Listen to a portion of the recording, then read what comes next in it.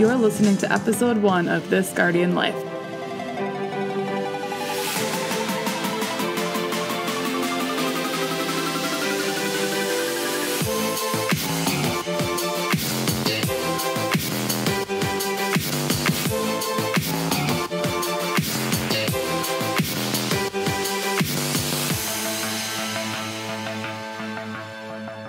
Welcome to This Guardian Life. I'm your host, Belle Bunny, and this is my co-host, Hot Cup of Joe. This is going to be kind of an introduction episode to our brand new podcast called This Guardian Life.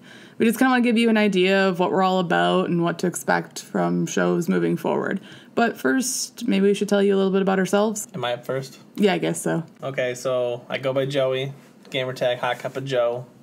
Feel free to add me. Shameless self-plugs. That's right. Got into Destiny from the beginning. I was always a Bungie fanboy, loved Halo, introduced you to video gaming. Yeah, well, sort of. Sort of. Good video gaming. True. I'm an artist. I do Destiny art and non-Destiny art. I don't know what husband. That's true. We're married. Just in case you guys didn't know, we're a husband and wife couple. For all those out there, sorry, I'm taken. Wow. Yeah. Just wow. What are some other things that you do outside of gaming? We have a 3-year-old. This is true. Her name is Peyton. Peyton takes up a lot of our time. She's grown up on Destiny, too, though. Yes, she has. She has a gamer tag. It's Yep. Shoot for the moon. What about you? What do you Okay. do?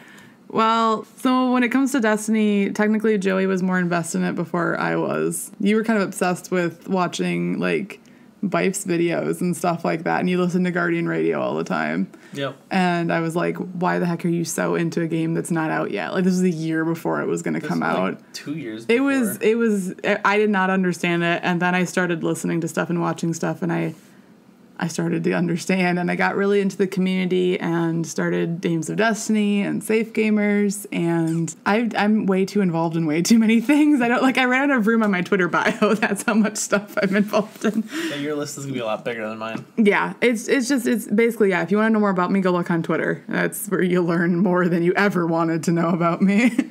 What's your Twitter? At BE11EBunny, because somebody already had Belle Bunny. And he hasn't used Twitter in a long time. Shout out to you, Belle Bunny.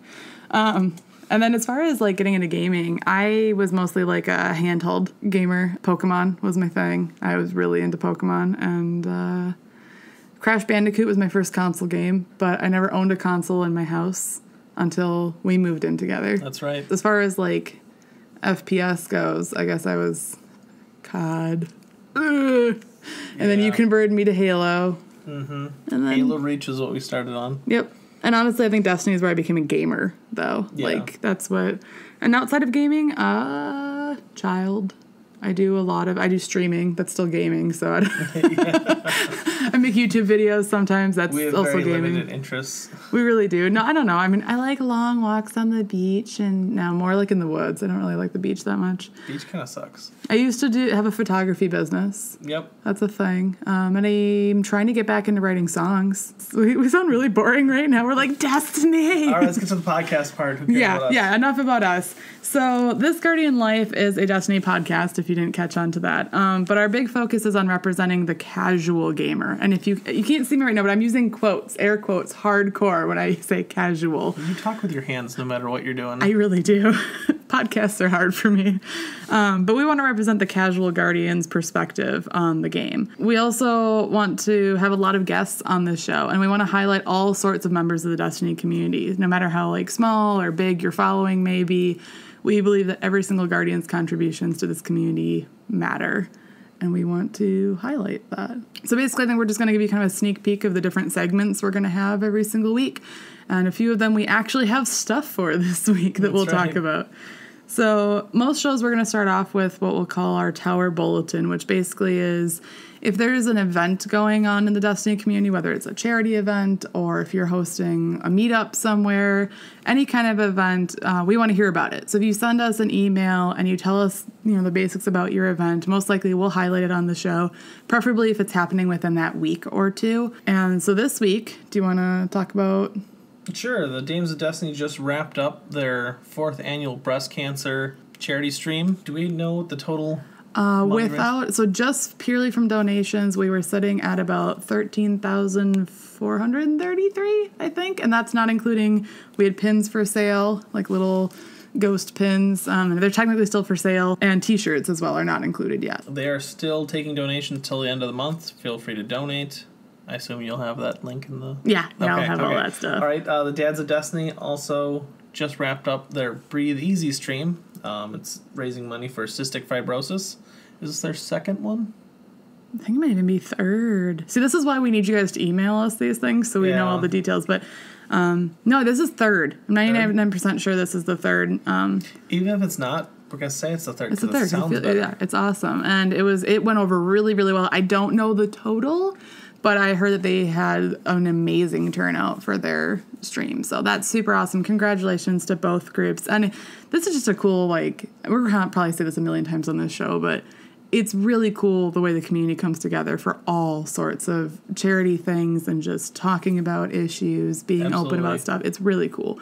But if you ever have anything that you want to submit to us to be on the Tower Bulletin, email us at thisguardianlife@gmail.com. And I don't know if I'll reply to you, but your event might show up on the show. Our next segment normally would be where we have a guest on.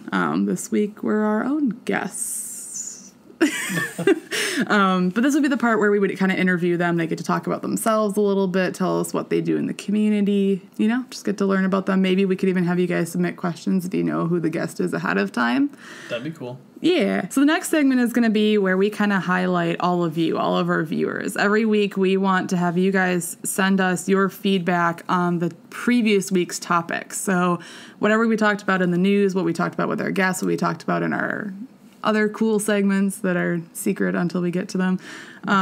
We want to hear your reflections on what we discussed. Give us your opinions about those things, and we want to pick some of them and discuss them. Basically send us stuff because we're going to actually read it and talk about it. That's the whole point of this podcast. Pretty much. We're the ones technically behind the mic right now talking, but we want to represent you guys as much as possible and include you in the show. Like, you guys are all of the co-hosts of this show, in a sense. Then our next segment, which is when we actually have stuff for, is our news and community submitted topics. So basically it's going to be, most of the time it's going to be this week at Bungie stuff and just kind of going through that, anything else major that happened in the game world, and things that you guys want us to talk about. The first thing we want to do before we actually hit the This Week at Bungie that just came out today is we want to welcome the PC community to Destiny 2. So, yay!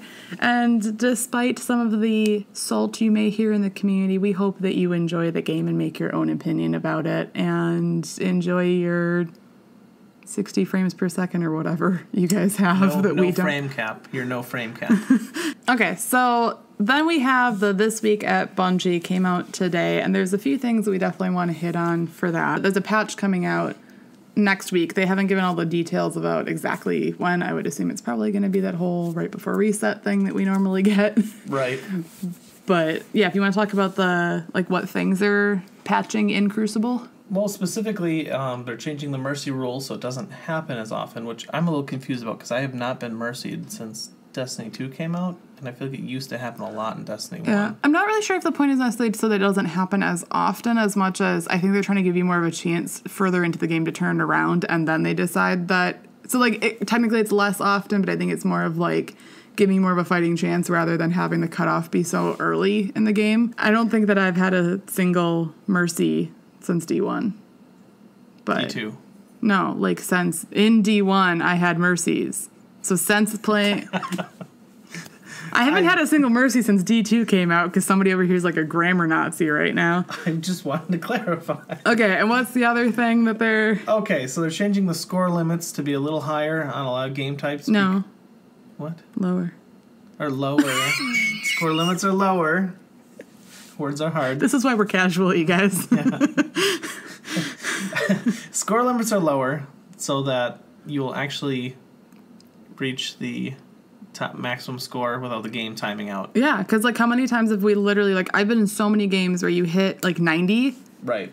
And then the game runs out of time. And you're or it was a fairly neck and neck game, and then you don't quite get to turn it around because the time runs out. So if you want the specifics, they have them all in the rundown. But basically a number of them are being dropped a little bit. And then I think it's Supremacy, they were bumping up the score. Right, because Supremacy sometimes ended in, I think I had a 2-minute match one time.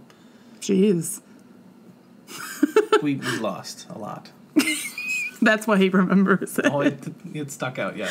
So then the other big thing, and this is the part that I'm really excited about, is that Bungie gave a long list of different updates that they're working on. None of them have specific dates or even rough dates, really, except for one of them. So we're just going to go through the list, and we're going to just kind of respond to the ones that really stuck out to us. So new systems and rewards to give our most engaged players additional optional pursuits. Good, because I feel like a lot of the community has been complaining about exactly that. Better incentives for players who complete challenging prestige activities. Better rewards and replay value for strikes, adventures, and lost sectors. I haven't even played all the adventures just because there's really no incentive to finish them. The story is cool. Right. No, yeah, it's one of those, like, once you got past that, like, oh, I needed to kind of, like, level up some XP and do these things, and, like, they're not necessarily getting old, it's just that there's not, like, a draw to go do them outside of just wanting to play. They don't get you anything. Right, and so I think that, like, a lot of this list is about basically, like, a longevity of the game and getting people to replay things and giving them reasons to continue playing, especially people who have already basically ground out everything they can in the game so far. The next one's really exciting, though. Private matches for the competitive community. We're targeting early 2018. I mean, that could literally mean in the first quarter of 2018, technically. But thoughts on private matches coming finally? Well, I think it's telling that they call them private matches and not custom matches, so there probably won't be a lot of options that are selectable. Do you think there'll be as much as there was in D1 when they had it? I would assume so. Okay. And I'm probably reading into this too much when it says for the competitive community. Does that mean it's only be competitive playlist options, or will it be a grab bag of everything? My guess would be either the competitive playlist, or there's going to be something about it that allows you to make it more competitive. Like, maybe this is where we're going to finally see, because in D1 you could turn on and off power mattering, and right now there's nothing in this game where power matters. Right. Do you think that this would be a place where maybe they're going to... Basically, the question is this their way of, specifically them stating competitive community, is this them, again, trying to hint at the whole esports kind of thing?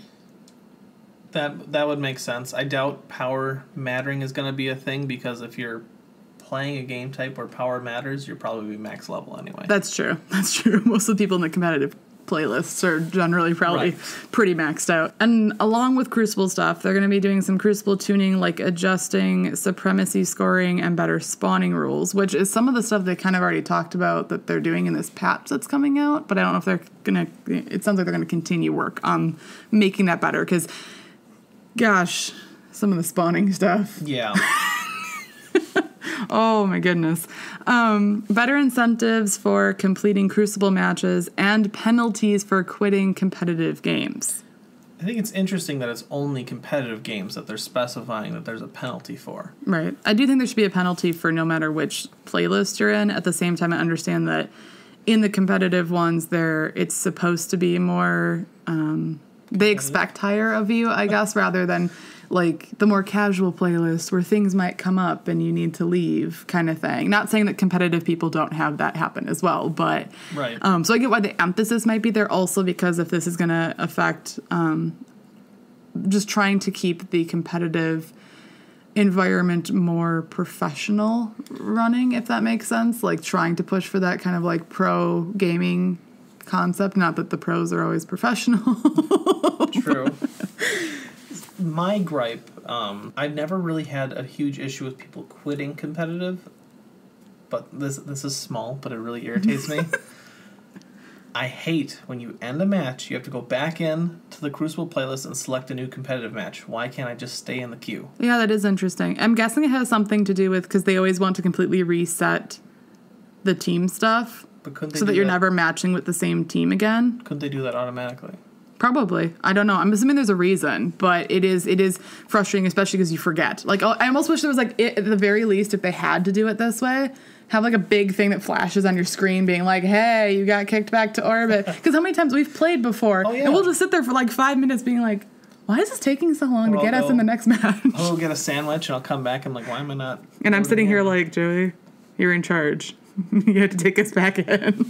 Continued improvements to Iron Banner and faction rallies, including uniqueness of rewards. This is something that they kind of hinted at in that panel that they did at TwitchCon, that they're wanting to make some of the perk changes on some of the weapons, and that they want to allow you to buy specific gear, at least for Iron Banner. But we'll get to that another point a little bit lower on the list, too. Changes to make the mod economy more interesting and impactful. I'm going to turn this one to you, because the mod thing I know is something that, like, you've had an opinion on how it exists in the game now. Well, and I feel like in order to make it more impactful, they either need more mods that do more things, because it's a very limited list right now. Or on weapons specifically, they need less perks on the weapons. They're going to need less gun perks and more that you can customize. Right. In order to make this viable, which there again causes balance issues. Right. Like I think it's this weird balance that they have to try to find between, because right now they built the game to try to make it, one, very accessible to everybody, right? As far as, like, it's just you can step in and most people can understand the general basics of the game and what weapons you want to choose and stuff. It's not as complex as it was in D1.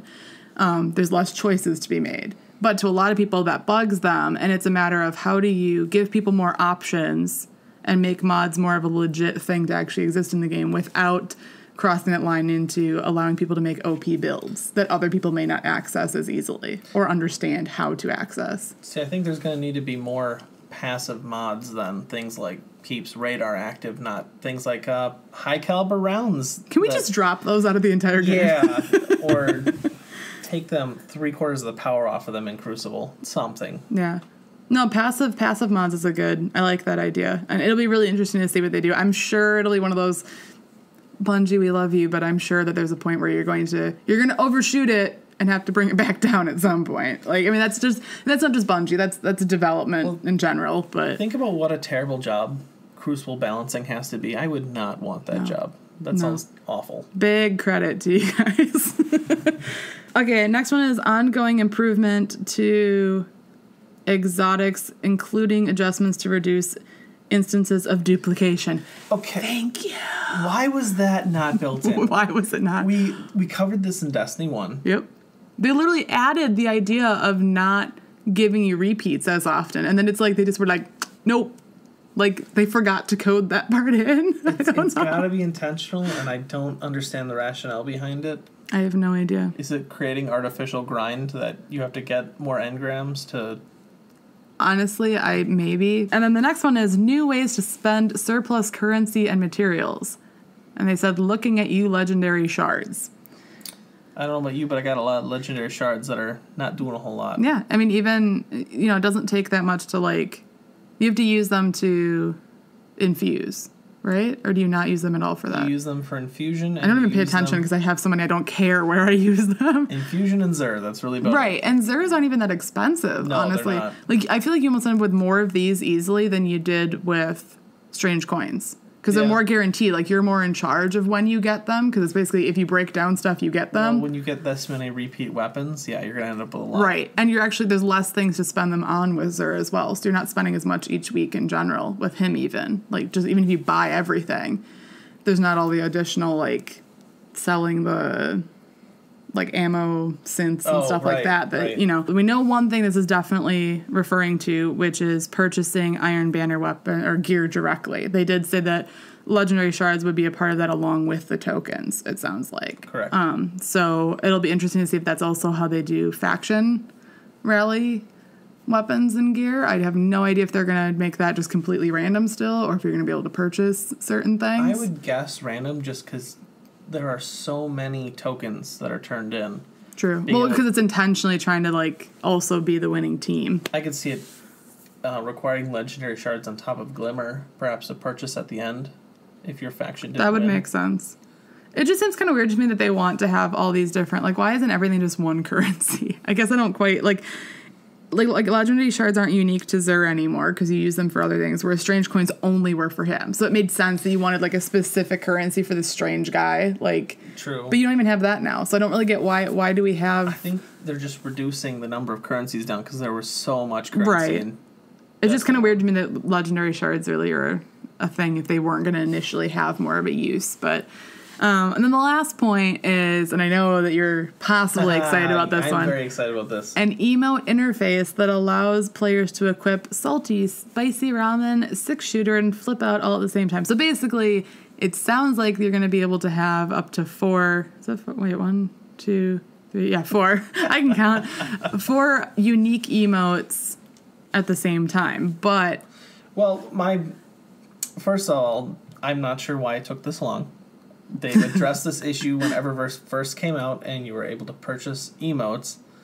People were requesting to be able to customize what they put on parts of the D-pad. And I fully agree that there should be at least 2 of them, but I like that every player has a wave emote and a sit-down emote. So you don't think they should be able to change those out? Like they should be required to always have those 2? Those 2, because sit-down is used to symbolize that you're not playing a lot, and a lot of people do that, and everyone likes waving at each other. How would you do all 4 at the same time then, like they're saying you can? And it would probably be that you'll tap to the side. This is my guess. Maybe it'll be completely customizable, but if they don't, you'll tap to the left like you would to select your emote, and then that'll open up a new tree where you can tap 4 other directions to pick which one.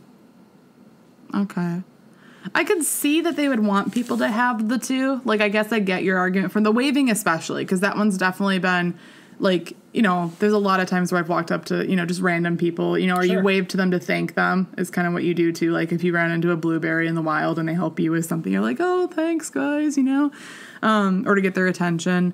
But at the same time, your idea of how they would make the UI work for it seems a little messy. Like, it feels a little more elaborate than what they generally do for the UI in this. Like, did you notice they even dropped, like, you know how you used to be able to, if you pulled out your ghost, you had to hit, like, up or down on your D-pad to see the different, like, missions that you had selected or whatever? That's gone, right? It is I mean, you don't have missions now in the same way, but... It is much cleaner in general. I just feel like there's race-specific waves, right? Right. And then there's class-specific sit emotes. And I feel like that's almost, in a sense, lore. Wait, or is it the other? No, I think they're both the same. Is it? It's all class specific. The only race one was the dance. Wasn't dance was specific race specific for dance, and then class specific sitting and waving.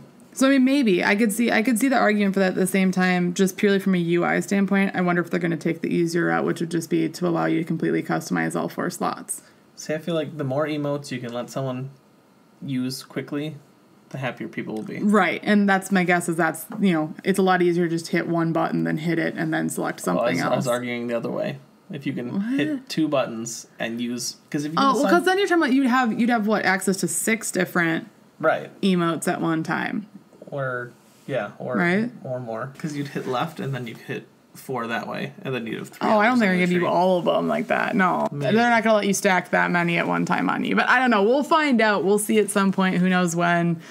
I mean, this really, realistically, probably out of this entire list is the least important. Probably. But people are going to care about people want most. it. Yeah, exactly. Well, private matches, I think, are probably one of the number one. People care about private matches, and then no one plays them. Yeah, I don't know. I think we might see a lot more of that with the emphasis on the competitive part. I can see that. But anyway, so that's it for our news segment for this week. Our next segment is one that we're both super excited about. It's kind of the thing that I think makes this show unique on top of the community element of it. And this is our not lore segment. Basically, what this segment is going to be is we're going to pick really kind of a mix between everyday type of topics or really obscure topics within lore that don't necessarily have any backing in the lore that's written into the game anywhere. But it's things like, do guardians have to eat? And if they do, what do they eat besides ramen? And how does the tower or how does the city grow its food? Right. All these different things that you might think of that are like basics, but that we never learn in the game how they actually work. Do guardians have to poop? Because I haven't seen any toilets. Right. And one big one that at some point we're definitely going to have to hit on is, how do guardians do the deed, if they do the deed, and if they do the deed? Are you talking about pooping again? Nope. Okay. But if they do, can they reproduce? Are there guardian babies? And if so, how does that all work? Specifically for exos, especially. I'm really curious about if that's even a thing. So that's a topic, and we want to know if there's any topics you ever want to hear us talk about on this, please send them in. The weirder, the better. Yes, the weirder, the better, the more like, almost weirder, the better, but also the more everyday. Like, right, the very, like, what seems mundane, but that we never think about really for guardians. And it can be for the tower, for the city, for guardians. It can be for specific characters. We will occasionally try to pull in some actual lore references if there is anything, but mostly it's going to be sort of deductive reasoning mixed with wild speculation. Lots of wild speculation. So we do have a topic for this week, and it's going to sound very mundane, but it actually, I think, sparked... We had to kind of cut ourselves off talking about it earlier to save it for the show. And the question is, do citizens of the city own their own vehicles? So, like, are there cars? Do they drive them? How does that all work? So... And I feel like this would have been a lot harder to answer in Destiny 1, but now yes. We've been down in at least a small segment of the city. Right. And there's roads. They look kind of crappy, and it's hard to tell how much of that is from the Cabal and how much of that is just crappy roads. They are also very narrow roads. Yes, they're one-lane roads. Like, not one lane either direction, but just, you could not fit. It's like driving in France, in Paris. The roads are very narrow. And so we had a couple of different theories. I think initially the thought was, well, don't they just kind of like Sparrow like we do? But we're like, is that a Guardian-specific thing? Like, do citizens have private sparrows? But then that makes you think that are all vehicles floating?